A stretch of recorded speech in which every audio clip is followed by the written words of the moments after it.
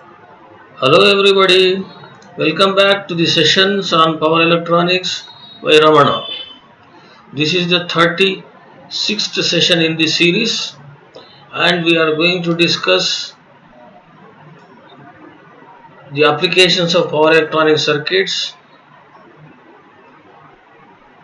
and the topics which we are going to discuss, and this session is the last series in the lectures as per the curriculum, that is the syllabus is going to be completed with this, and in the upcoming sessions we will also take up the revision of all the concepts we have discussed as per the model question papers given for the midterm 1, midterm 2 and uh, SE, that is semester end examinations also. Uh, and just coming to this session, in this session we are going to discuss burglar alarm circuit using SCR and emergency lamp circuit using SCR. In the previous session we have discussed the other aspects, other application circuits of electronic devices, light dimmer circuit using diac and triac, and the other circuits by using SCR, power control circuits by using SCR, where AC supply is there and DC supply is there separately. Again for AC, how half wave power control is achieved and how full wave power control is achieved. In all these circuits, the procedure followed is phase control technique or firing angle control achieved by resistance triggering method. Whereas in the DC, it was duty cycle control or on-off control, a simple one which is followed in the choppers, and that is how we have discussed the various operations of various application circuits. In this session, we are going to discuss the design and working of burglar alarm circuit using SCR, emergency lamp circuit using SCR. In fact, all the circuits which we have already discussed in the previous session and the circuits which we are going to discuss in this session, they can be designed with any other electronic device which suits to the application, and which can be designed to have the proper ratings to suit to the application. Any normal electronic device or power electronic device or thyristor family device, and we are particularly going to discuss the design and working of such circuits by using only SCR in our session. To start with, the first circuit is burglar alarm circuit using SCR. Burglar alarm circuit using SCR. Before actually going into the design of the circuit, let us discuss what is the meaning of burglar. What do you mean by a burglar actually? Burglar means any intruder. Any intruder or any person who tries to intrude into a premises unlawfully with criminal intentions or malified intentions. So, burglar is a person who enters with wrong intentions, may it be to steal something or may it be to damage something likewise. And alarm. So, alarm is nothing but a sound given by any sound emanating circuit like a bell or siren or anything, or alarm itself. So, burglar alarm means it is an alarm which warns you by its sound when a burglar or intruder enters into the premises unlawfully. But how can it senses? How it notices that? That is, that depends on how we design the circuit. So, this alarm circuit or burglar alarm circuit first should sense or notice that there is an intruder into the premises. But how can it notice? It can be by sensors, that is photo sensors or light sensors, and also vibration sensors, or it can sense that by the movement of a given component in the circuit which will be activated by the burglar or which will be pressed by the burglar, or you can simply understand that whenever a particular switch incorporated inside the burglar alarm circuit is pressed by the burglar or intruder unnoticingly, obviously, then that circuit gets activated and a sound comes to warn you that there is something going on. Then you have to rush to your premises and catch hold of that burglar. If that burglar already escapes, then you have to switch off your circuit and check for any uh, problems or damages. Then you have to lodge the complaint with the nearest police. So that is the actual concept of any burglar alarm. So to design that, what should we do once any intruder enters your premises? Obviously, it may be through the door or a window or a balcony or some entrance which will give passage into your surroundings. So, these circuits are placed somewhere nearer to the doors or windows or balconies or any opening passages, and they are concealed. Those circuits cannot be seen by the intruders. So unknowingly, when the intruder enters the passage and touches the circuit, or when that intruder does something so that that particular person's movements are sensed by the circuit, then circuit gets activated. So this burglar alarm is nothing but a power electronic device, a device or an electronic device fixed at some concealed point that rings a loud bell. When someone touches or activates the sensors of the circuit or switches while trying to steal any equipment, this circuit gives an alarm signal.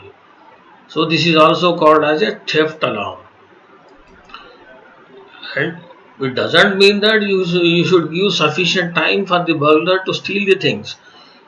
The uh, the sound of the bell should be very loud such that that burglar or intruder should get a shock, or uh, with that loud sound, with the fear of getting caught, that burglar should run away.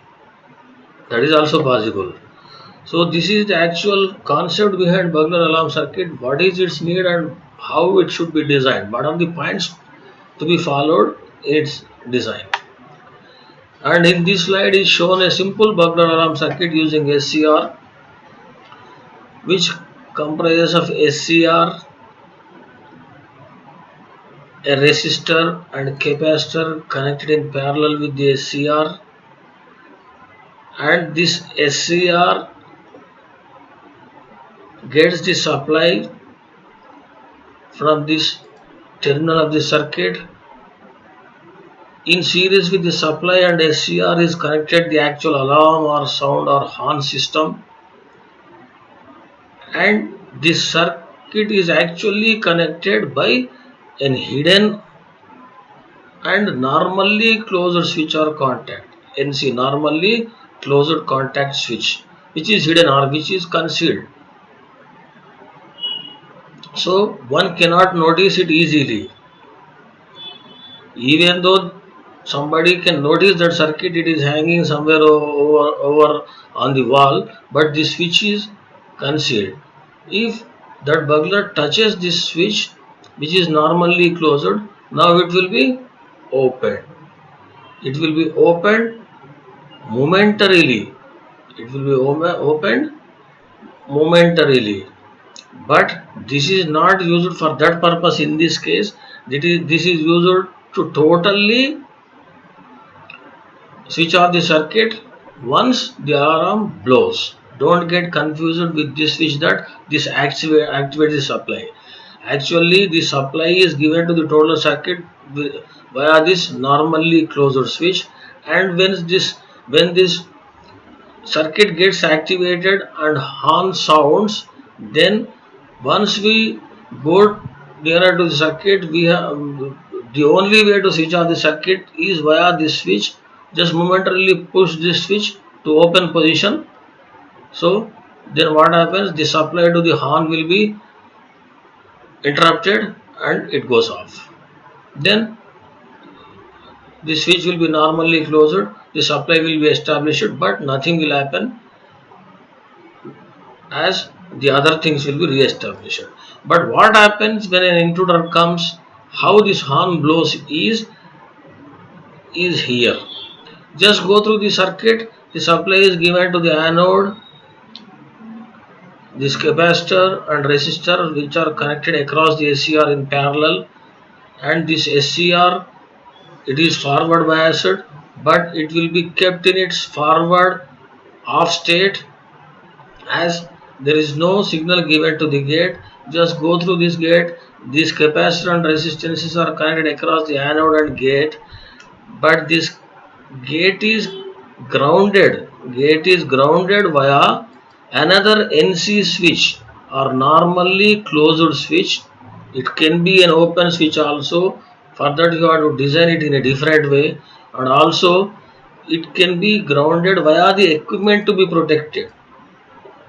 So the gate of the SCR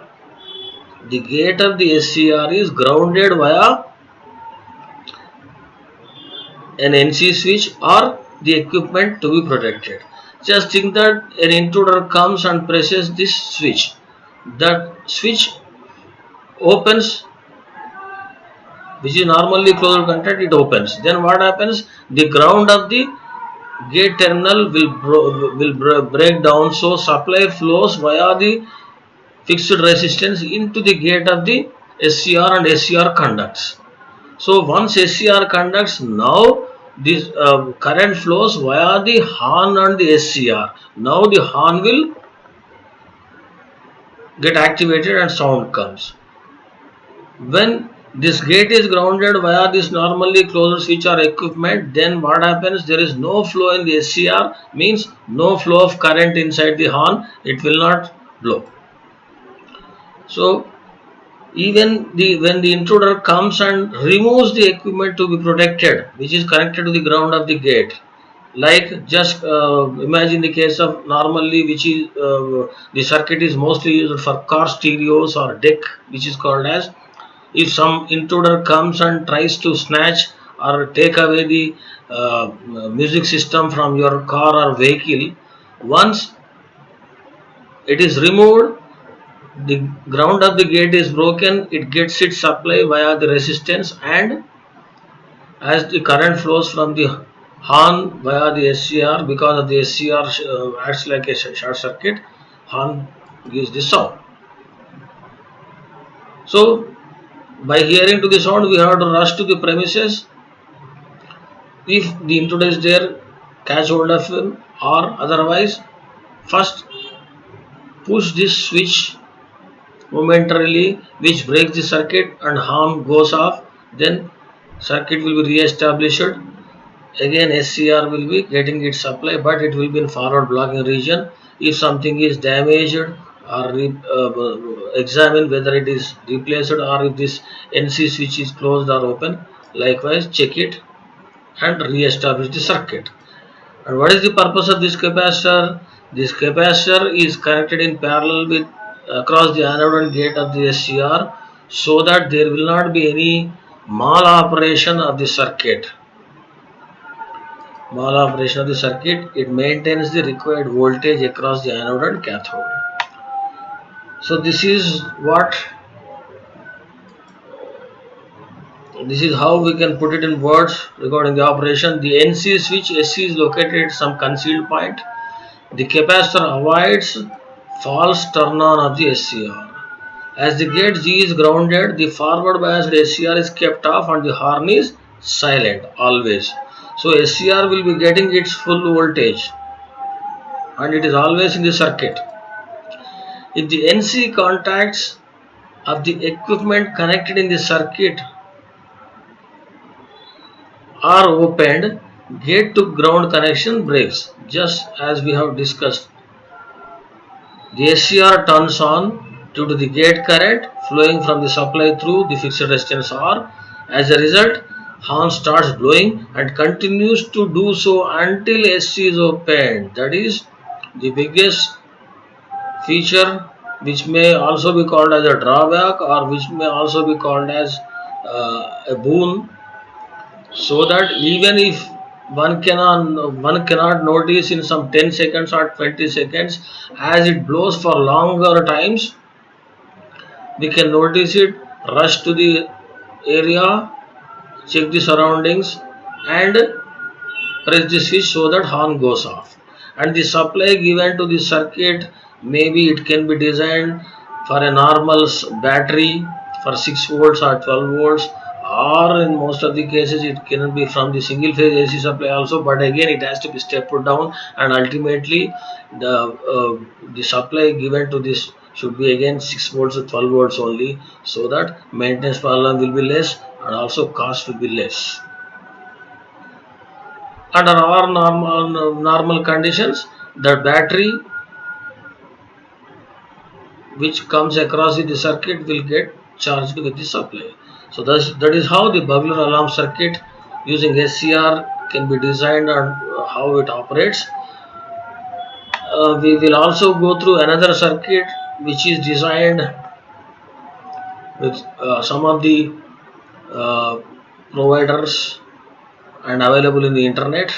We will go through the circuit. All features are same. This is the SCR connected via the normally closed contact to the actual supply. To the actual supply,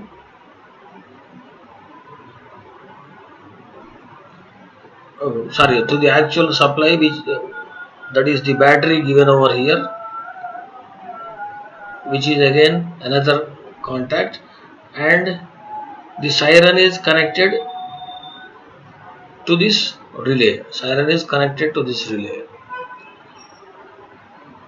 Under normal conditions, just think that these are the things which are provided for the protection, or just imagine that this is the equipment which is to be protected. The first one, R1, is the resistance connected via the normally open contact to the gate of the SCR, and again capacitor is connected to avoid the mal-operation of the circuit. And another equipment can also be connected, and here it is depicted with a normally closed contact. For that you have to design with a forward bias delay again, which will be connected to the gate. So you can design the circuit to have either normally open contact or normally closed contact, and also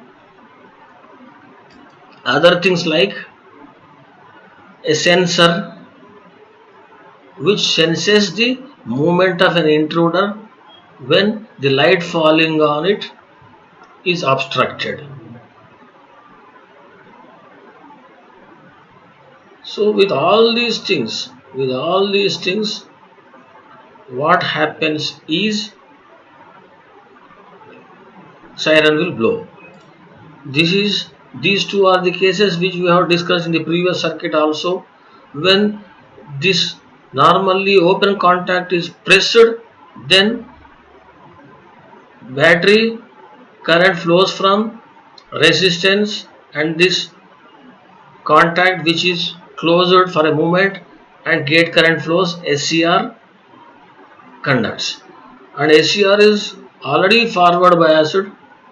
It is already forward biased via this normally closed contact, but it will not be conducting. It is in the off state, forward off state. When gate current flows through the SCR conducts. It acts just like a short circuit. Now the battery current flows via this relay, normally closed contact, and the SCR back. So this relay gets energized, and this normally closed open contact will be attracted by the relay. It closes the circuit, and current flows from the siren, which will blow this sound. This is how this circuit activates the relay. Again, when the same intruder enters some other area in the same premises and presses this, which is a normally closed contact, now it opens momentarily. When it opens momentarily, the battery current which is flowing via R2 now flows via this forward bias diode and current enters into the gate. Under normal conditions, this current will be flowing through this resistor and normally closed contact. Some power consumption will be there. So the normally closed contact operation requires some power consumption. Battery gets discharged for normal things. And this normally open contact will be of better use. And this switch should always be closed again. This switch should be always closed again.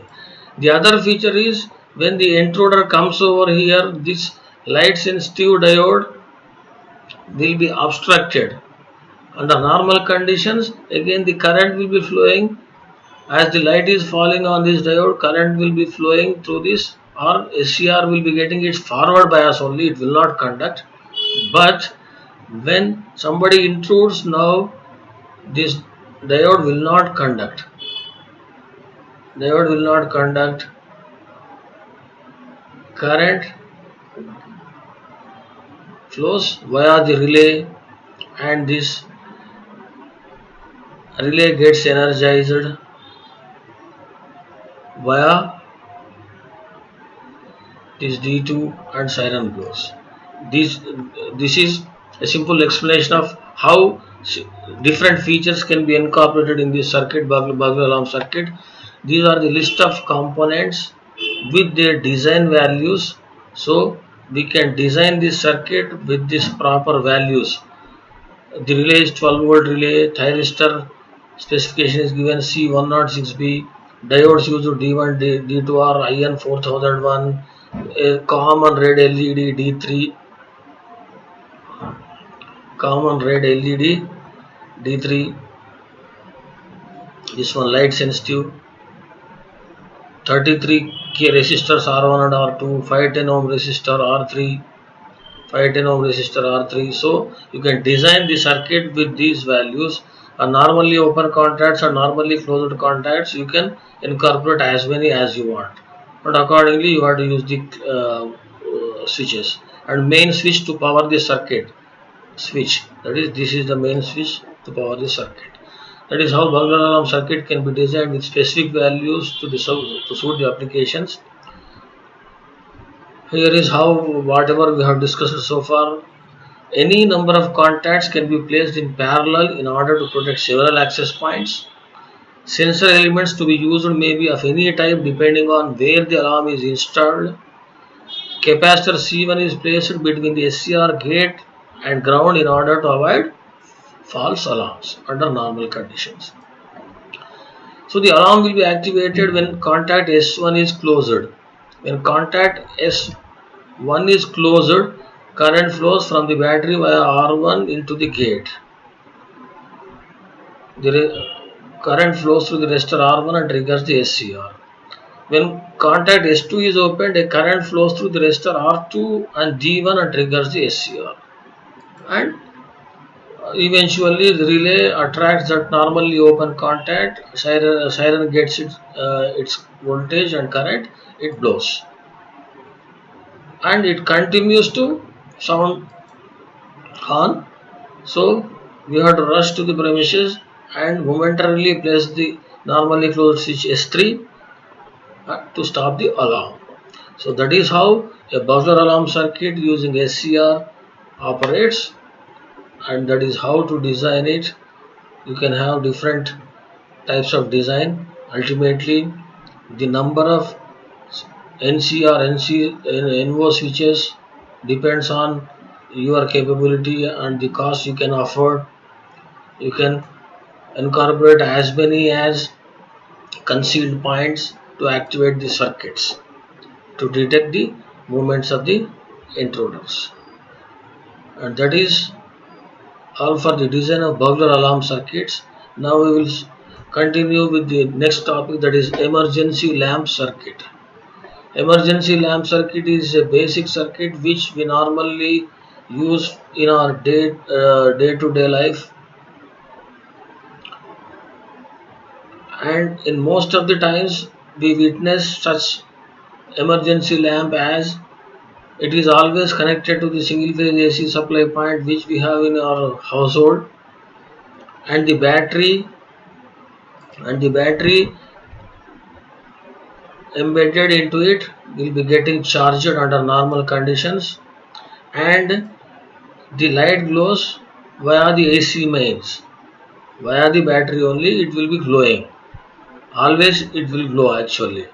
But for household circuits, when not in use, there will be a provision of on-off control that you will be simply switching off that light. But when AC mains goes off, this battery discharges, but we have to manually switch on the lamp so that it glows. This is for household.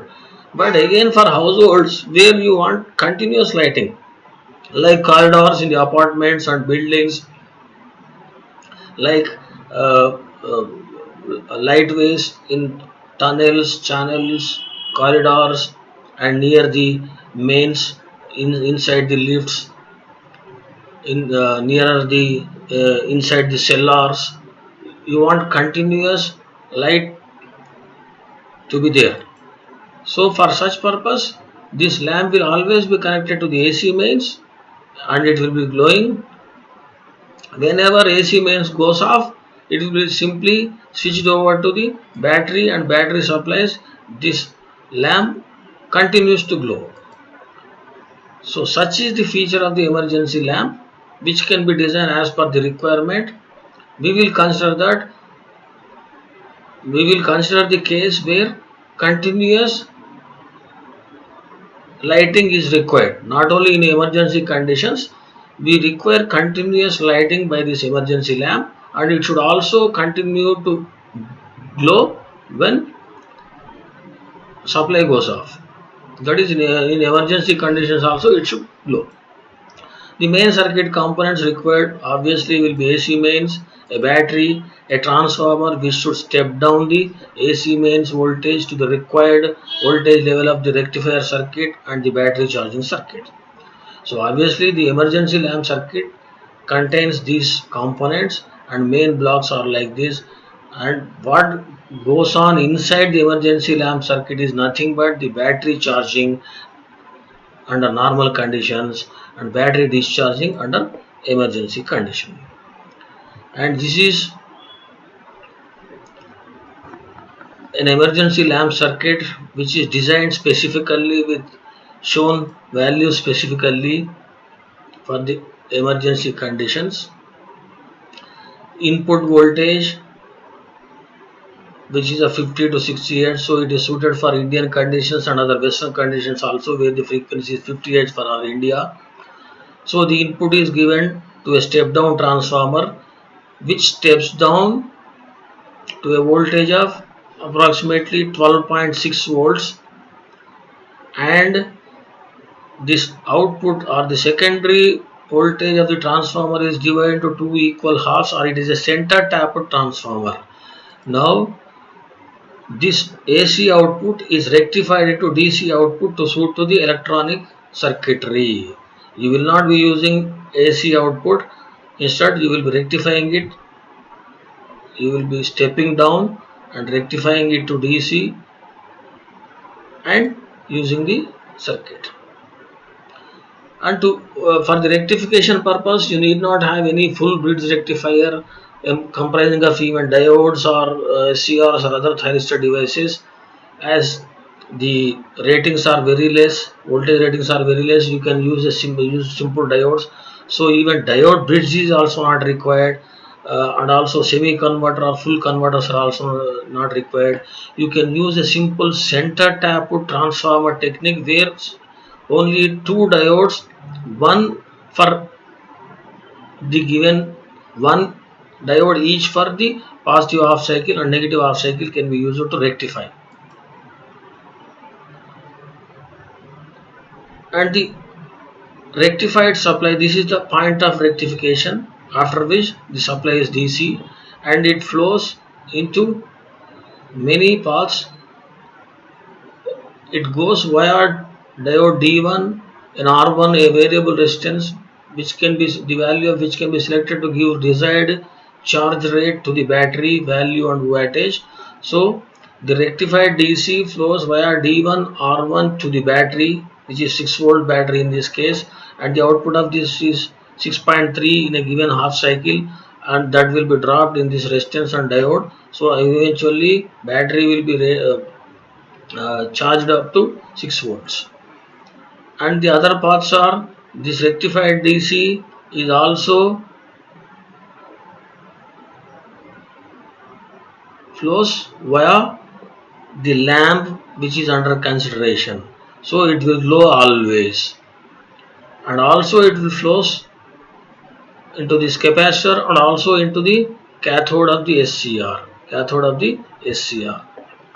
where the output here is maintained at more than 6 volts. Just consider that this is 6.3 volts. This point that is cathode of the SCR and also the upper plate of the capacitor, both are held at 6.3 volts, whereas the anode of the SCR and this battery terminals and this terminal of the resistance R3, or this point will be held at a voltage which is less than 6.3, or it is equal to battery voltage 6 volts, which will be less than the cathode voltage.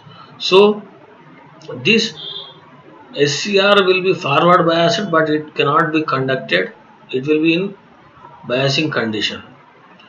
And also, as this terminal is at 6 volts, which is less than the cathode voltage, and gate is also at 6 volts, which is less than the cathode voltage, gate terminal. So no current flows into the gate under normal conditions. So the capacitor gets charged up to its rated voltage. The capacitor gets charged up to its rated voltage, and normally just consider it is 6.3 volts. So under normal condition, this is what happens. Just let us go through the circuit. During the positive half cycle, this upper terminal of the secondary is positive and the center is at more negative. So during the positive half cycle,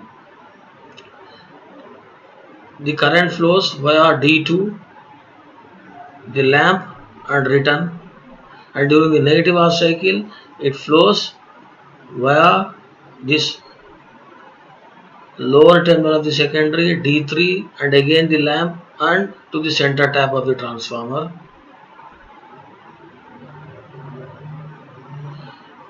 So in both the cases, the 6-volt lamp will be getting its current in the same direction. So owing it to its resistive nature, it can be operated. It glows continuously whether it is AC or DC, and basically it will be getting its unidirectional current, UDC, or full wave rectified DC. So this lamp will be getting full wave rectified DC, and this full wave rectified DC is given to the battery via D1 by changing the value of this resistance. The supply to the battery can be increased and it gets charged to its rated voltage. If this resistance is set to a low value, the voltage drop across this resistance will be less, or this battery will get charged in lesser time. Battery get charged in lesser time. If this R1 is high, more voltage will drop across this resistance, or this battery takes more time to get charged to its full rated voltage. In all the cases, the potential of this point and eventually the potential of this point, or the potential of the anode of the SCR and gate of the SCR, both will be less than the potential of the cathode. The cathode potential and this capacitor potential will be at 6.3 volts, whereas potential of anode and gate will be at 6 volts. So conduction cannot take place. Conduction cannot take place. And consider the condition where the supply goes off or the mains is turned off or it goes off due to some reason. Obviously the secondary output voltage becomes 0, or the 6.3 volts becomes 0, or the forward biasing of this D3, D2 and D3 becomes 0. So this lamp should go off. But what happens now is the current flowing via D1 R1 into the battery will now become 0. Once it becomes 0, and also the current coming out of this terminal into the direction of cathode and capacitor will also become 0. Then what happens? This capacitor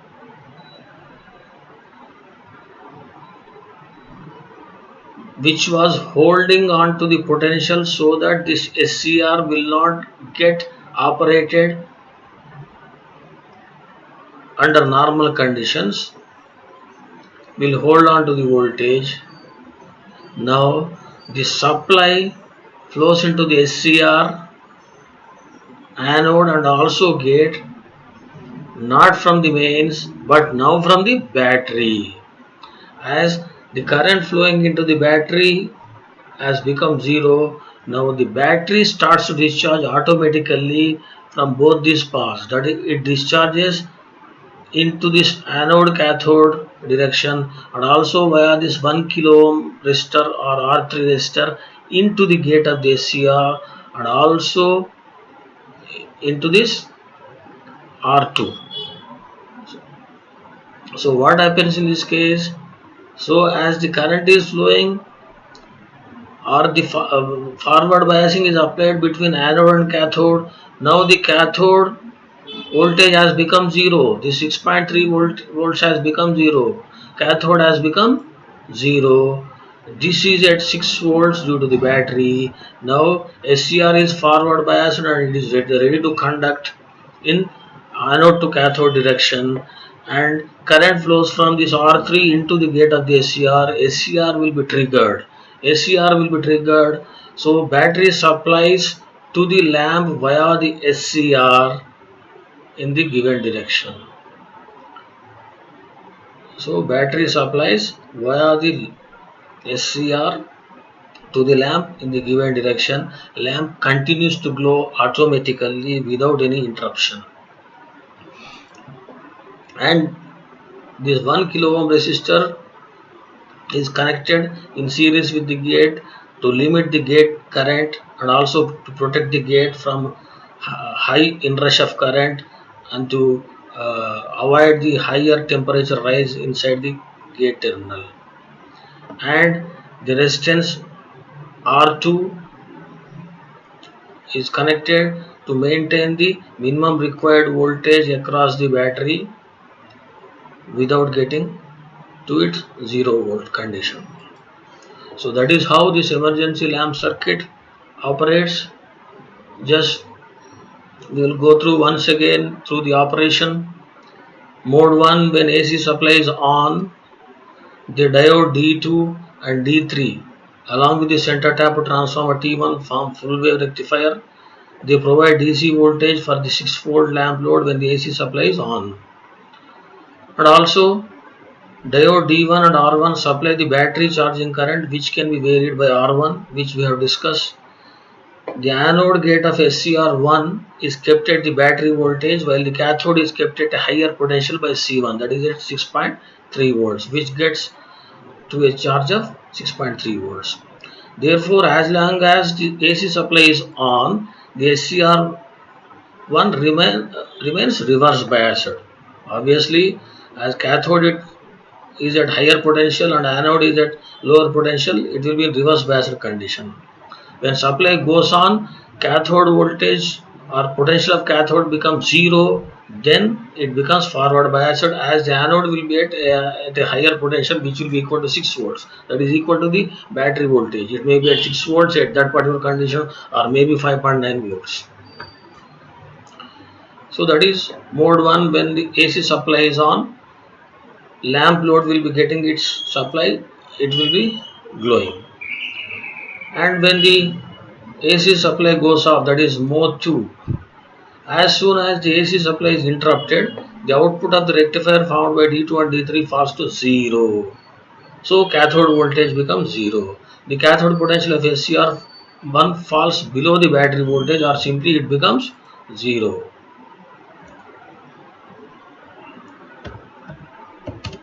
Or it becomes 0. The gate current is supplied to SCR1 through R3 and the SCR1 is triggered. This connects the 6 volts battery across the lamp via the SCR. When the AC input reappears, the SCR1 is turned off automatically and the charging of the battery will begin again. So once the supply is re-established,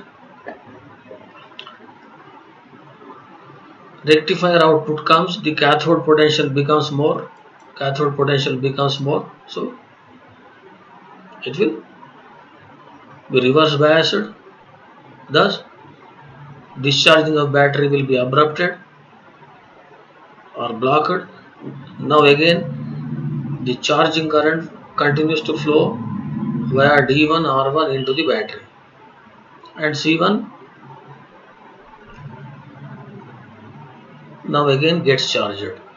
And one more thing which we have to keep in mind is, when the supply mains is off during the mode 2, battery discharges via the SCR1 into the lamp, and also at the same time this capacitor with top plate with uh, top plate with positive polarity, it discharges via the lamp via this R2, that is 150 ohm resistor. So this resistor plays very important role during the emergency conditions, so that this lamp will not get damaged, and it limits the current which flows through the lamp, or simply this resistor takes the discharging current of the capacitor, thus protects the lamp.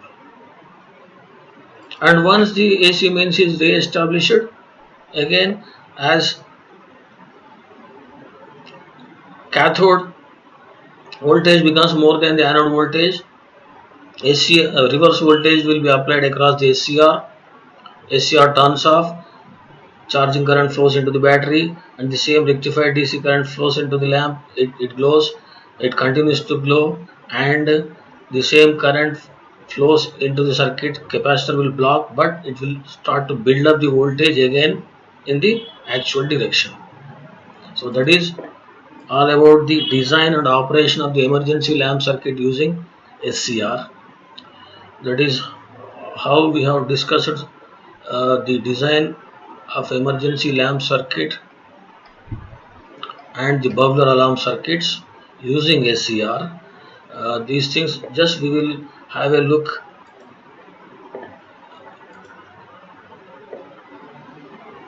how it is.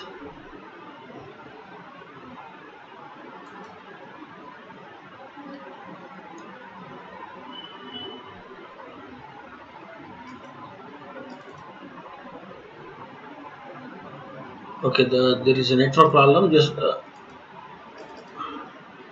we will leave it as it is. Just go through the PPT that these are the application circuits which we have discussed in this session.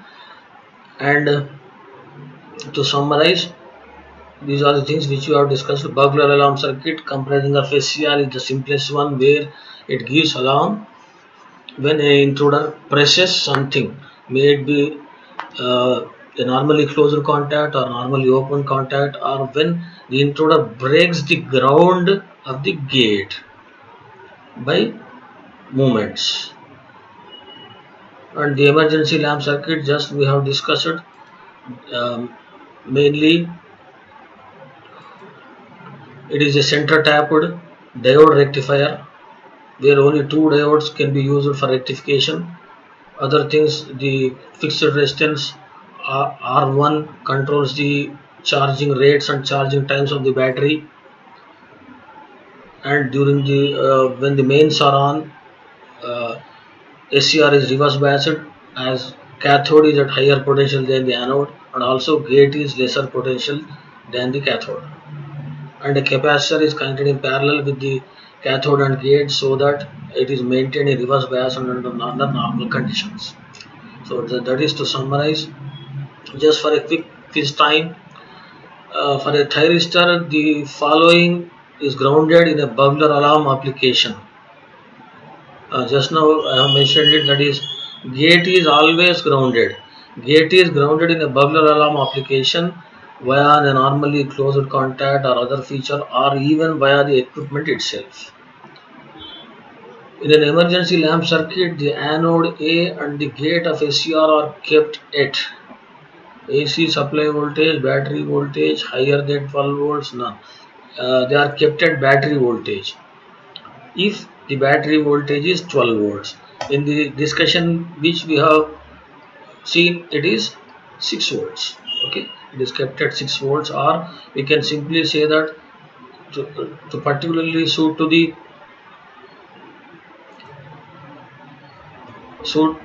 general applications, it is kept at battery voltage, or change this as higher than battery voltage. So then your answer should be battery voltage. The anode and gate of SCR are kept at battery voltage, whereas cathode is kept at higher than the battery voltage. Generally, in an emergency lamp, AC to DC rectifier used is half wave diode rectifier, full wave diode bridge, center tap diode rectifier, SCR full wave bridge. There is no need of any full wave bridge, full wave type, any bridge type rectifier, and half wave rectifier will not be that much efficient. It is a center tap diode rectifier, which is nothing but a full wave rectifier only. Center tap diode rectifier, of which the action is full wave rectifier only. So these are some of the frequently asked questions you may get. These are for long questions. Draw and explain the working of a theft alarm circuit, or nothing but a burglar alarm circuit. Explain the working of an emergency lighting system with a neat circuit diagram. These are for long questions, and the same things can be asked by splitting them into shorter questions like draw the circuit for a theft alarm, or draw the circuit for an emergency lighting circuit, or simply draw uh, uh, just mention two salient features of the design of the circuit for theft alarm circuit or emergency, that is, some two or three main points of design of theft alarm circuit and emergency lighting circuit. Just design, not the operation. So that is enough for this session, in which we have discussed the application circuit, that is burglar alarm and emergency lamp circuits, and there ends your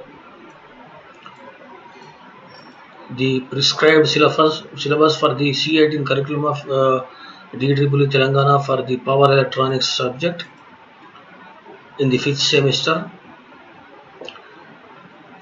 As we have discussed in the previous sessions, this is the 6th unit which we have discussed so far, where the course objective was apply power electronic circuits for specific applications. To apply power electronic circuits or design power electronic circuits for specific applications, like just now we have discussed burglar alarm, emergency lamp circuits, light dimmer circuits, power control circuits, specific applications, and other applications are UPS, SMPS, uh, how to eliminate the disturbances in power supply with regulating transformers, isolation transformers, metal oxide varistors, and snubber circuits likewise. So that is all for this particular course, power electronics, and the course outcomes are discussed in the six units. And In the upcoming sessions, we will discuss or we will be revising our total syllabus once again up to according to model question papers given for midterm 1 or midterm 1, which comprise the revision of unit 1 and unit 2, and then for midterm or midterm 2 model paper with unit 3 and unit 4 contents, and finally we will also revise the total syllabus from unit 1 to unit 6, mainly comprising with 75% weightage for unit 5 and unit 6, and the remaining for unit 1 to 4 for semester end exam model paper in the upcoming sessions. So that is all for today's session, where we have discussed the aspects of power electronic circuits for specific applications, and we will be continuing with revision of the total subject in the upcoming sessions.